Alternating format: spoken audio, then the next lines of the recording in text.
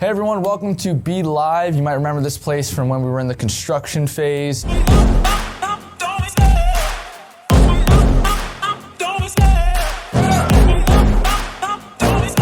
I love the chase and the hunt, and I set the pace when I'm running. I always take what I want and I always give it 100. Don't need a bank, no I'm funded. Play the game like it's nothing. I'm always thankful for something, don't take for granted. Today I'm going to show you all about the audio, lighting, and video, everything we put up here. Show you how the video and the lighting all work together, how we run this place during the day, and how we turn it into a nightclub at night. Pretty much what hundreds of thousands of dollars in gear buys you with all the shortages. So let's take a look.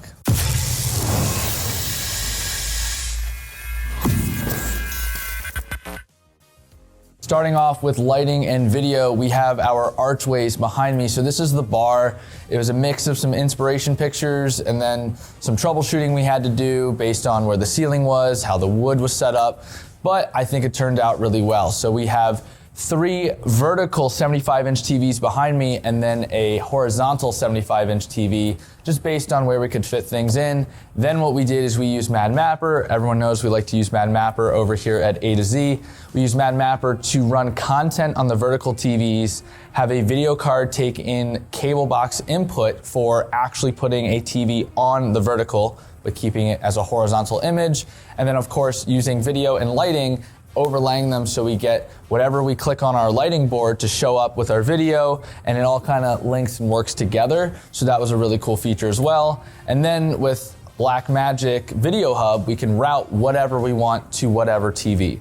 So that's how we ran everything with SDI, but then during the day, we also have everything being run by these Bluestream boxes, which is video over IP.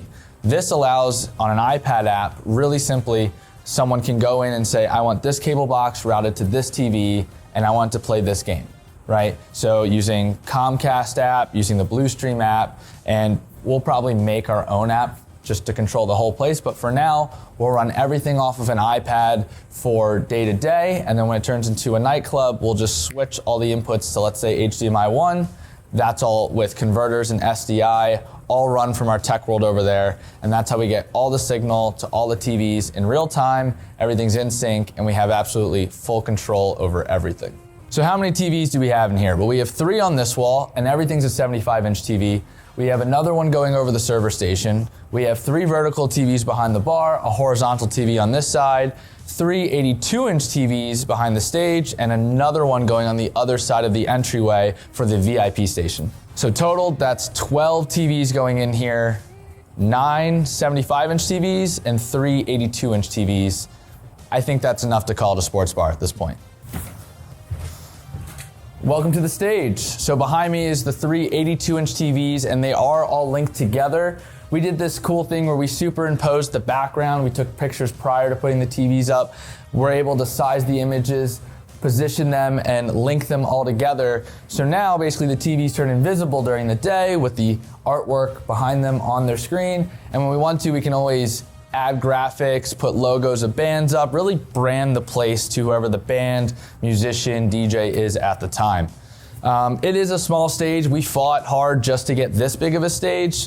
When you build a venue, you do have to work with other owners and things like that to really make it so everyone's happy. So right now it is only an 8 by 16 stage, 8 feet deep, 16 feet wide, but we are adding things like these bump outs because this is what the band really needs. Bands need more space. DJs could easily fit up here, but bands need more space. We call it a bump out. So basically we have these bump outs so that we can take them and put them on stage when needed or drop them on the ground to give the band more space. That way we have more space for seating and eating and people spending money. So we have a bunch of stuff up here like stage wedges. These are all K12s. We have our DOS audio line arrays that we talked about in a previous video, so I won't go into that. And then plenty of power. I made sure to put power strips on the 4 corners and then power strips on the back.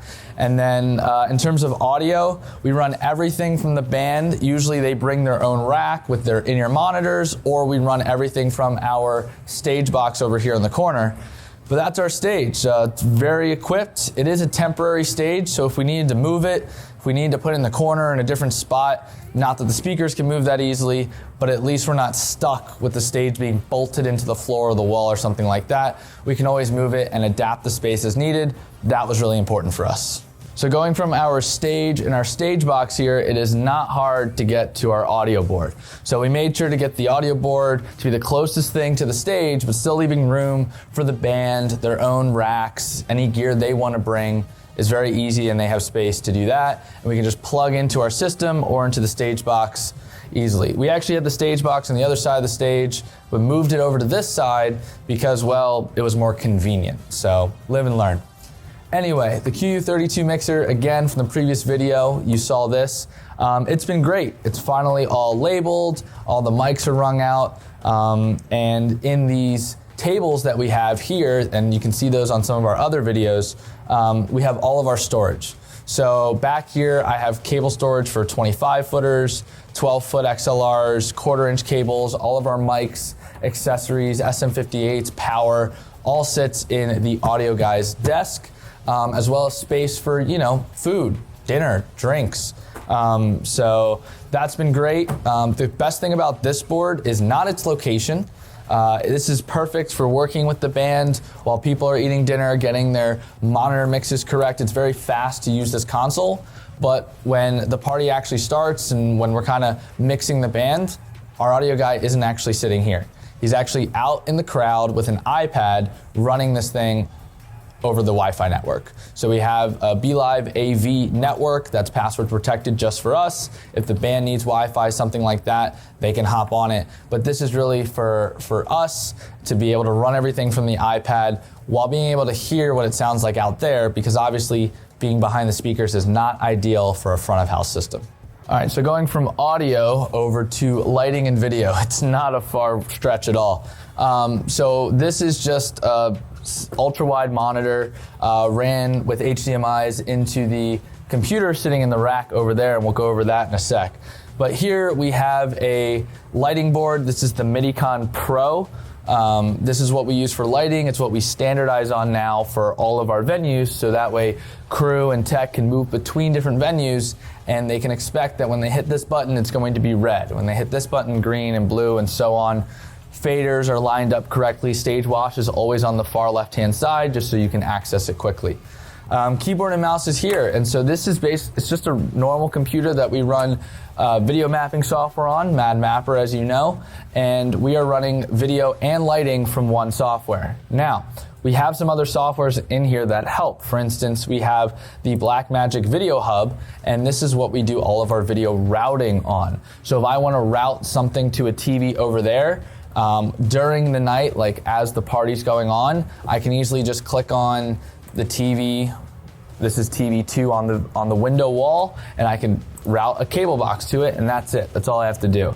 In the drawers here, we have all of our remotes. So I can pick up cable box 1, and they say, oh, I want the Red Sox game on there.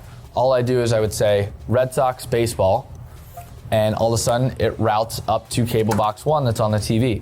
It's that simple. We don't really need to see what we're doing. We're able to see it on the TVs up there and can route things very quickly.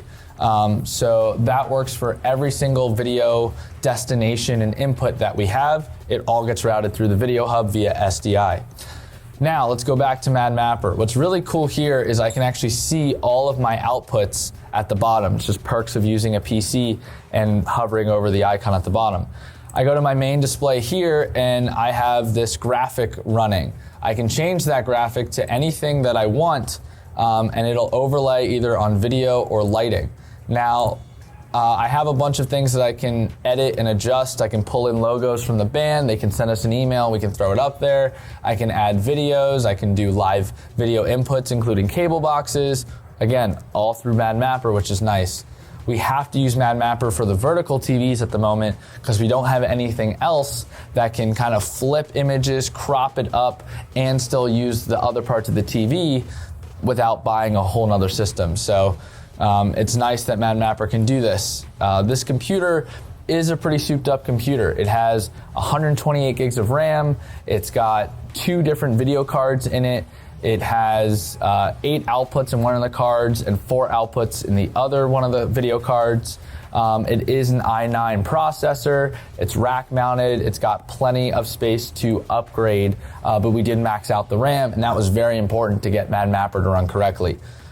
I think we got it with 32 gigs of RAM and it was chugging. So as soon as we got it to 128 by ordering some RAM off Amazon, we were good to go. But everything's in here. I can touch on video, so I can add logos, I can run content, things like that, and I can just click over to lighting, and then all of this works as well. So if I click on my lights here, I can just click a button, and I do have pre-programmed buttons ready to go. I have flashes and overlays that make the room change different colors. I can activate the movers and have stuff going around the room. So it really is very simple. And most of the stuff is locked down so that you don't really need to touch the software unless you're doing something fancy. You can easily have someone walk in and kind of press random buttons and still have a good light show. And that's very important for us with different techs coming in and out. And then we just did some control stuff, like I can change the color of certain graphics just by moving some faders up and down. So I can get blue, I can get a baby blue, white, I can pull the green out and get purple. So like this is different things we can do very easily, and that's consistent for all of our cues. Can also control speed, stop things, make them faster and whatnot. So welcome to Mad Mapper with lighting. Mad Mapper with video, everyone already knows about. It's really cool, but when you use it for lighting, it definitely has its perks. So that's the system. The desk just has a bunch of random stuff in it because, well, we just got done installing everything and kind of threw everything that we might need in here, including random stuff like gaff tape and Gorilla Glue. So that's that. That's our whole system. Make sure to have some charge cables for stuff. And finally, let's check out the brains of the operation, the rack. So the rack is actually lifted up onto the ledge, and that's where we put it, so it was off the floor, out of the way. We still have to add a door to it and then maybe even enclose it in, but we gotta put artwork on it, and so it blends with the rest of the room. Again, we kind of rushed to get everything up and running, so we definitely need to do more cable management in the back of it. But the front just looks impressive, I guess, at this point. So starting from top to bottom, we have just a power strip, power conditioner. We have all of our networking for our video over IP system. We then have the network for the building. So all of our AV networks, guest networks, things like that, they're all getting routed through here. Then we have our camera system all routing through here. And again, we have cameras to add outside, couple in the basement, things like that, but at least the main floor is pretty covered at the moment. Then have a small network switch just for our AV network locally. Then we have this router that is doing things like creating a landing page when you log into the guest network, doing throttling on the guest network because we don't want people watching Netflix here all day, but be able to get online, do emails, things like that. Going one more down, we have this little music box that was provided to us. So this thing just plays the house music system, which I'll get to in a sec. Under that, we have an ArtNet node that is for DMX. So that's networked to the computer so we can run control for all of the lighting in here. We have a DBX rack, so that controls all of the zones of audio in here, and everything runs through the DBX rack, and there's a couple accessories hooked up into it, like a fire alarm shut off. So if the fire alarm goes off, it's supposed to cut all the music in the building. That's why you need to run all of your sound through a DBX rack like this, so it actually works properly and everything's up to code. So we have zone control on both the wall here and the wall over by the bar, so the manager or someone can turn the house music up and down as needed. They can also change the source. They can go from the band to background music to an aux or whatever they want. So then we have a cable box here, just a larger one. That's actually the one that can do recording. A drawer to store little things like iPad, some accessories and whatnot. And then more cable boxes, the actual Bluestream boxes. So this is the video over IP, although we were running into too much power draw from our battery backup at the bottom. So we ended up turning off that network switch entirely, just so all the video, the PoE, which is power over Ethernet, we could take a little stress off the battery at the bottom. We need to get a bigger battery for this rack. I don't think we realized how much was really going into it when we spec'd it out. Going down, we then have all of these converters, SDI to HDMI and so forth. Under that, we have a video hub by Blackmagic. That is the video router. Another power conditioner just tells us how much voltage we're having coming in. And then finally, we have our beefy rack mount PC computer. This guy is a beast. It holds everything. It is for use by itself. Then we have our amplifiers. So we have just a very small amp for the bathroom speakers. We have 2 other amps that run different zones for all of the speakers in the ceiling. And finally, we have our small battery backup, which really just helps if lightning strikes and we lose power for a minute or a couple seconds. Everything in the rack would still be running. The amps themselves would shut off. They're not ran through it, but the computer, everything that takes a while to boot up, especially all the network stuff, that's all still running. So that's super important. And that's the rack. It is on wheels, but they're locked. We still have to do an edge, so you can't possibly push it off the ledge. So we still need to get that done. But yeah, the rack, it works well. We're gonna get a door with artwork on it. And it's a beast. It's been running everything. It's super quiet. No one can hear this thing if you're more than like 2 feet away from it. So yeah, it all works. It's all up and running. Plenty of troubleshooting we had to do to get everything running. But we're very happy with it, and we were able to squeeze every little bit into it, including some extra WAPs. I'm not even sure which network this one's running. Yeah, I have no idea. This might just be an extra one that we threw in here to get better service over here. But that's that. So yeah, Be Live is up and running. I think there's 1 or 2 more things I want to show you. All right, welcome to the craziness of the corner over here. So we do have some zone control. So we have the line arrays, which are on the stage. We have a source selector for both the tops and the sub. And then we also have volume control. So when we're hooked up to the band, we just crank these all the way up so that way we can run everything from the mixer. Bands can plug in their own mixer here. A DJ can plug in directly over here.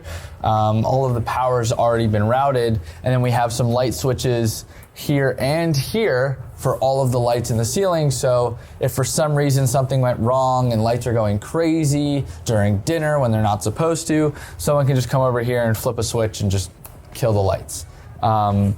We have house lights, and then we have kind of nightclub lights, right? So these are all for the nightclub lights. All the house lights are ran on a panel in the back of the room in a closet. So this is just for us and our guys to have control when they need to. There is a nice mute button on it, which is helpful when you just don't want anyone messing with anything, or you can lock the band or the DJ out very easily. But we want it to be simple enough that if we didn't have a tech here, someone could plug in and run it. Color-coded cables are very nice if you have to run them somewhere else. That way, when you're talking to someone on the phone, you go, look for an orange cable, look for a yellow cable. And they're like, oh, I found it. Be like, great, that's your left. This is your right. And you're good to go. Just plug into that, make sure the volume's up, and we're running. So that's that. We also have some other random things like a long HDMI. If a DJ wants to plug in to the video system, because he's a video DJ, we can route that wherever it needs to go. Again, perks of having a centralized rack like this here. And that's that little fire alarm box I was talking about. It's very important to have that installed. What else? We got cameras, and if you can look up, we have a giant tube of cables. I don't know what you want to call it. We have a giant line of cables that run absolutely everything. It usually is pretty dark back here, so no one ever sees any of this, but this is what happens when you have to rush to finish. We'll probably clean that up a little bit, cable manage it a little better, but it works, so why mess with it? So that's Be Live for you. A lot of audio, video, lighting, kind of built to the spec that we wanted it to be. Again, making compromises here, but creating solutions over here. So everything seemed to work out. We've had great comments so far, and we're excited for opening weekend. I'm sure we're gonna run into a lot of things that we want to change and update and move over time. So we'll keep you updated with that. But for now, it's Be Live. We're happy with it and we're excited. So if you have any questions, feel free to put it in the comments. If you want us to do installs, want us to consult, things like that, again, let us know, send us an email. We're happy to help. Hope this video was helpful to you guys, and thanks for watching.